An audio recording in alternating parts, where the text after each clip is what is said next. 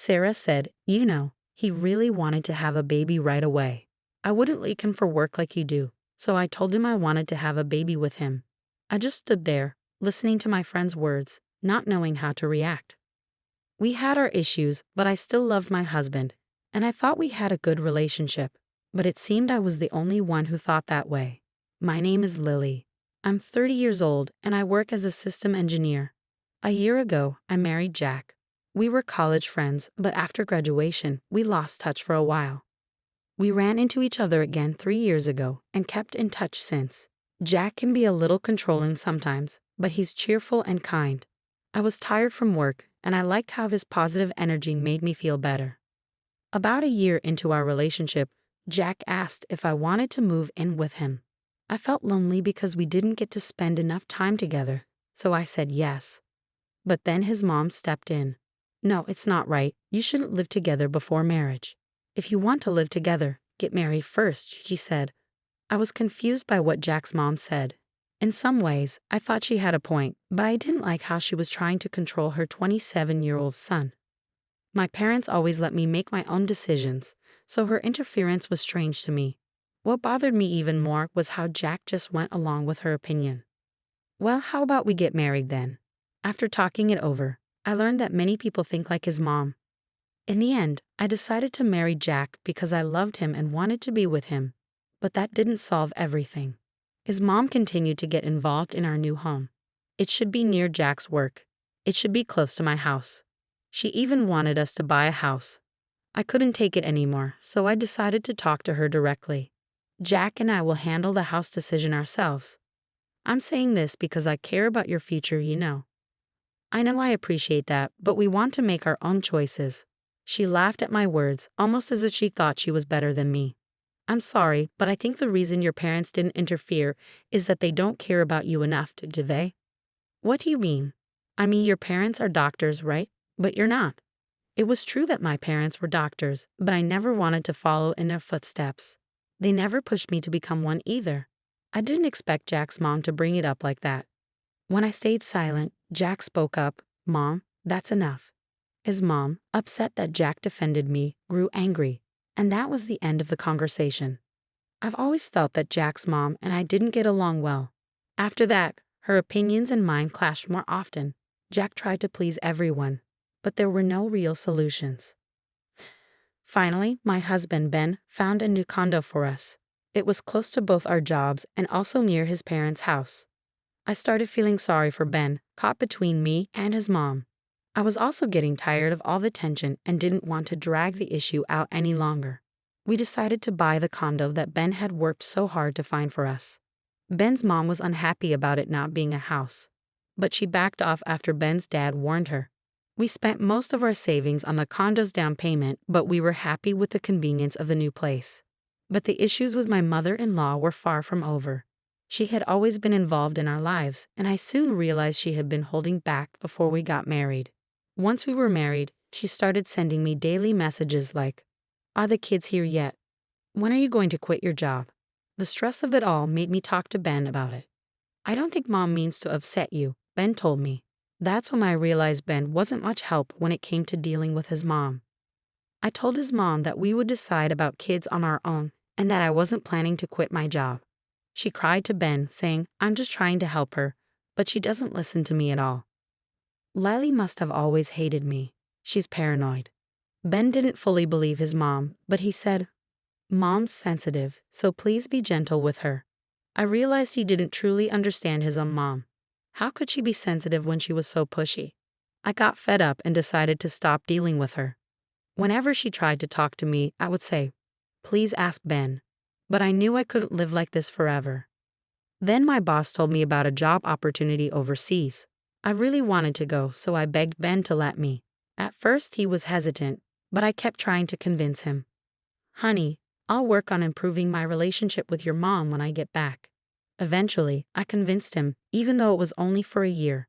I was thrilled about the opportunity. 6 months later, my job was going well, and I was really enjoying it. Then, I got an unexpected phone call. "It's been a while, Lily. Remember me?" "Vicky." "Of course, it's been so long." "What's up?" It was Vicky from college. I hadn't heard from her since graduation. I was happy to hear from an old friend, but I wondered why she was calling me. I'm dating Ben. What? Ben said he was going to divorce you. So Lily, if he asks for a divorce, don't fight it, Vicky said, shocking me. Wait, what? You're dating Ben. Does that mean you're having an affair? No, it's not just an affair. I've loved him for years. If you hadn't come into the picture, I would have married him by now. Vicky's words left me speechless. I remembered hearing a rumor back in college that Vicky liked Ben, but that was 7 years ago, and she had a boyfriend at the time. I had completely forgotten about it. Vicky went on, upset. She had been in love with Ben since college, but he had a girlfriend, so she gave up and found her own boyfriend. When she heard Ben broke up with the girlfriend, she thought this was her chance. But then, Ben ended up dating and marrying me. I've always loved him, but I thought I had to give up when you two got married. But then I found out you were going abroad, and I couldn't just sit back anymore. I remembered Vicky as sweet and quiet, so I was shocked by how bold she was now. According to her, as soon as she learned I was going overseas, she started pursuing Ben. At first, he didn't take her seriously, but eventually, they started an affair. I'll give you alimony, but you need to leave Ben, she said. Wait, I'm confused. This is too much to handle. I need time to process this, I replied, overwhelmed. Vicky kept talking, but I hung up the phone. From the call, it seemed like Vicky was really attached to Ben. If I believed her, she and Ben were having an affair. But I didn't think it was wise to trust her side of the story without hearing Ben's. I decided I'd talk to Ben when I could, but I didn't realize how much Vicky was invested in him. Then Vicky sent me an audio file. When I listened to it, I heard my ex-husband, Ben, saying he wanted to divorce me and marry Vicky.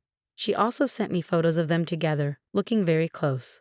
There were also conversations between Ben, Vicky, and my mother-in-law.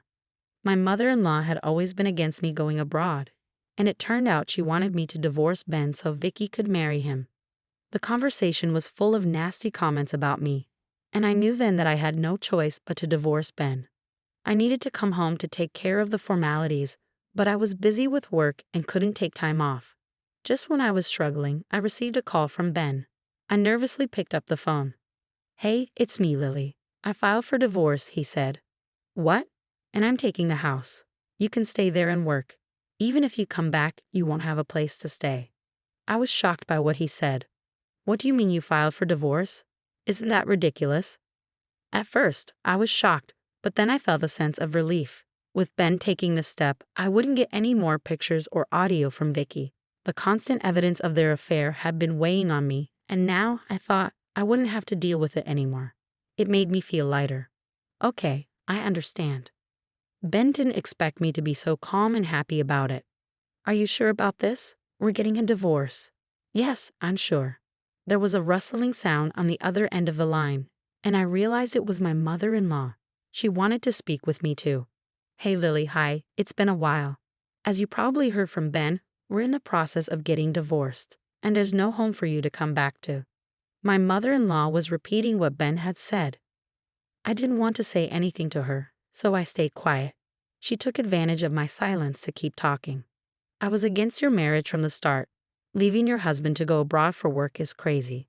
I told you to have kids right away, but you wouldn't listen. You're the reason for this divorce. Don't expect any alimony from me. There were so many things I wanted to say to her, but I knew she wouldn't listen. I was getting frustrated just hearing her voice. Then it hit me. I was no longer married to Ben, so this woman was a stranger to me now. I didn't have to listen to her anymore. I didn't have to put up with her constant interference because she was my husband's mother. Now she was just someone I didn't need to deal with. Sorry, but can I go now? I politely asked. My mother-in-law wasn't happy with that and kept talking. I'm busy. I'll hang up now. Wait a minute. No, I have to go. I guess I won't talk to you again. Goodbye and good luck. She kept talking, but I didn't care anymore and hung up. I felt exhilarated. I had loved Ben, but I knew I couldn't stay married to him. I felt a weight lifted off my shoulders, but the story didn't end there. 3 months later, Ben started calling me over and over again. At first, I ignored his calls, but then I thought if he was calling so much, something bad must have happened. So I decided to pick up. Lily, thank God. What is it? You've been calling a lot. I need you. For a moment, I didn't understand what Ben was saying, but I realized I didn't want to answer his call. We can start over. It's not too late. What do you mean it's not too late? You didn't file for divorce. I did, but why don't we just get married again? I tried not to laugh. Ben didn't know that I knew about his affair with Vicky. Married again? You married Vicky, didn't you? What? How did you know? Vicky sent me a picture of you two holding the marriage certificate. Don't tell me you and Vicky are already divorced. No, not yet. We're not divorced yet. Well, I guess that makes sense. Vicky seems pretty obsessed with you. I don't think she would agree to divorce you so easily, but all you have to do is file for divorce, right? I'm telling you, it's not a good idea. Then what am I supposed to do? Why don't you just be happy with Vicky? She seems to get along well with your mom. Besides, she loves you a lot, doesn't she? I wanted to say so much to Ben, but I didn't want to be involved with him anymore. I don't want to be with her anymore. That's impossible. Vicky tricked me. Tricked you? What do you mean? I asked my ex-husband Ben, unsure of what he meant. He thought he could get a lot of money by marrying Vicky. I had a pretty good idea about the money. Vicky told me how much money she had saved to be with me, but after we got married, she claimed she didn't have it anymore because she spent it on marrying me. Yeah, that's alimony for me. Ben didn't understand, so I explained it to him. Vicky prepared a big alimony payment for me. What? Why would she do that? So I wouldn't try to get you back. She loves you that much. I'm so glad she loves you so much. Yes. The truth was, from the first time Vicky contacted me, she promised she would pay me alimony if I divorced Ben. I didn't believe her at first, but then she contacted me after finding out about the divorce and wanted to pay me alimony. I gave her my bank details and she sent me $60,000. I was shocked, so I called Vicky and she told me, "Take the money, but stay away from Ben forever." I tried to contact her again, but her answer was always the same. I was confused, so I asked a friend for advice. If she's offering you money, just take it. You haven't even divided the property yet, right? That was true, so I decided to take it. I could have asked for a share of the property and extra money for the affair, but $60,000 from her was a lot. It was best not to tell Ben about it. That didn't feel right. Give me back my money. It's not your money. It's Vicky's money. If she wants it back, I'll give her back more than what she paid. Really, you will. Then I heard Vicky's voice behind Ben. Ben. He quickly hung up the phone, and I never heard from him again. Later, one of my college friends told me that Vicky was very controlling and had deleted my contact info from Ben's phone. When she found out about the alimony, she got angry and asked if he was just after money. Vicky also got jealous of my ex-mother-in-law. They had a good relationship before the marriage, but now they didn't get along. Ben seems mentally trapped by Vicky's controlling behavior. My mother-in-law thought she had found the perfect wife for Ben, but she was wrong. Now she can't even talk to her son. It's sad to hear about it.